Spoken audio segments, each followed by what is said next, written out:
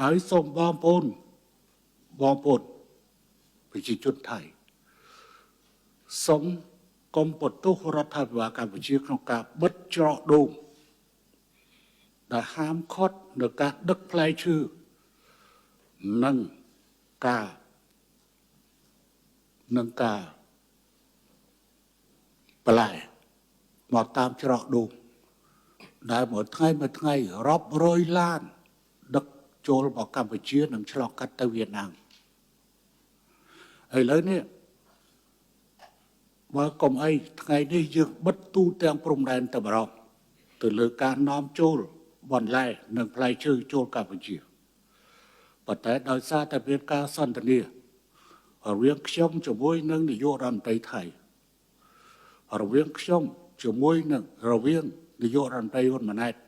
ជាមួយនាយករដ្ឋមន្ត្រីថៃយើងពន្យាពេល24ម៉ោងប៉ុន្តែបើថ្ងៃនេះភាគីថៃមិនព្រមបើកច្រកឲ្យដូចដើមវិញទេថ្ងៃស្អែកយើងនឹងចាប់អនុវត្តទូទាំងព្រំដែនហើយហាមឃាត់នៅការនាំចូលផ្លែឈើនិងហាមឃាត់នៅការនាំចូលបន្លែចូលមកកាន់កម្ពុជា